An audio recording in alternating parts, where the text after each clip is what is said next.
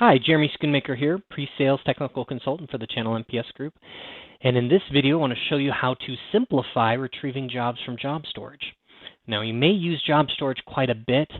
You find that you want to protect your jobs and keep them from being taken, being left on the output tray, and want to require users to authenticate before they pull their jobs.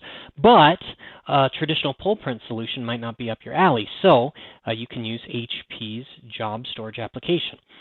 Now, with job storage, it's going to save the job directly to the device, and there's not much you have to do to set up our devices to get that to work, but if you use that a lot, especially with a lot of users, there may be some things you can do that make it more simple, okay? So it can take out steps from retrieving those jobs. So what I'm going to show you in this video is I'm going to spend just the first 3 or 4 minutes kind of being boring and just showing you settings between two MFPs that are going to make this easier, and then I'll go through kind of a live demo of each and show you the difference between using these settings. So on my 586 here, this page-wide 586, the first setting that I'm going to change is I've got this behavior when users are authenticated. This is in security and protect stored data.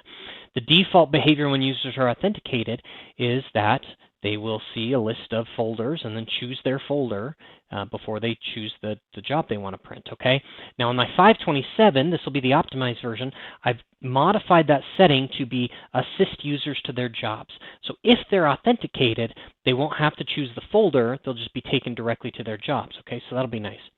Also on the 527, in terms of optimization, I've moved the print from job storage application out from under the print submenu. So I can just go right into job storage without having to look through the different other print methods.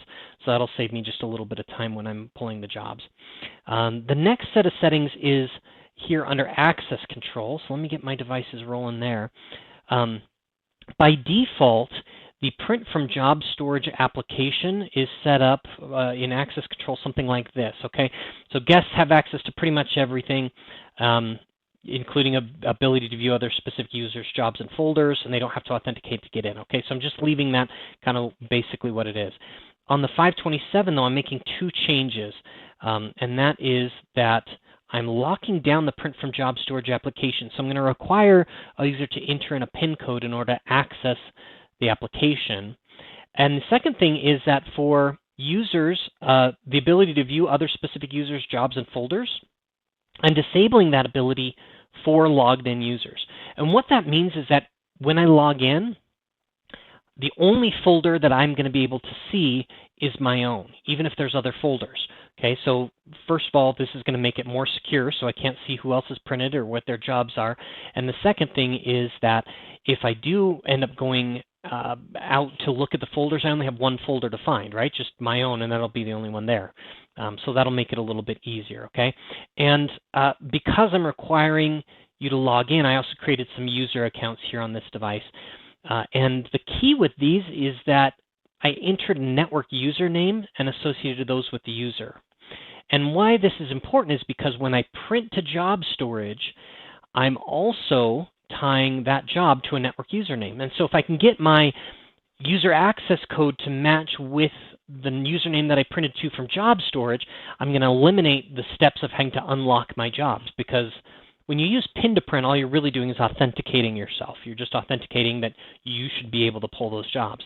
Well, if I already entered a user access code and I've already authenticated myself, then there's no reason to authenticate a second time. And so you'll see that the printer will just open those jobs for me. This doesn't work if you're using secure encrypted print. Okay, so if you're encrypting your print job with a password, which is an option in the driver, then you'll still have to decrypt it with the encryption key that you type in. So in the devices, those are the changes I've made. The other change I've made, which you'll see, is in the driver. I've defaulted to job storage with a PIN in the 527. So I'm eliminating basically all the steps that are in the driver. So now let's kind of see this live in action.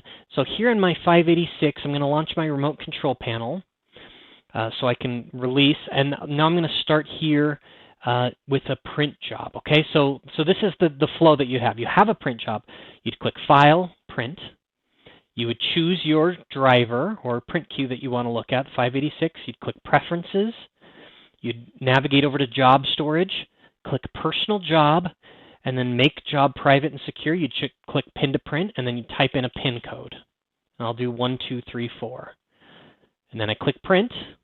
It'll say, hey, my job's been stored. Okay, now I go to my front panel.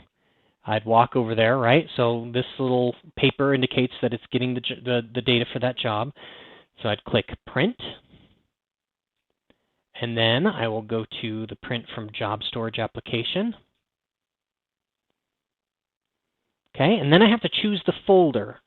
So I'd choose my folder. Now you see there's another user's folder here, the Schoon MJ2. His job is private and locked, but you see that I can still see his list there. And if I had a lot of users, I'd have to scroll through this list to find my folder. As is, it's right there. Now I have to unlock my job, and I'm going to type my PIN code, 1, 2, 3, 4. My job is unlocked. I select it, and I click print. Okay, and there he goes. My job is now printing. Okay, that's not a bad process, and that's what the default process looks like, okay? But there's a couple things that we can improve on. So I'm going to end that session, come over here to my 527, which is now optimized, and I'm going to remote control panel into that, okay? So now I'm back here at my job to print. I'm going to click File, and I'm going to click Print, and I'm going to find my driver, and then I'm just going to click Print. Okay, and again, I've defaulted all this stuff in there. So it's already stored. So I push OK. So that simplified the process. Now my print from job storage is here on my front panel. So I'm going to click it, and it's going to ask me to sign in. So I'm going to have to enter in a PIN code.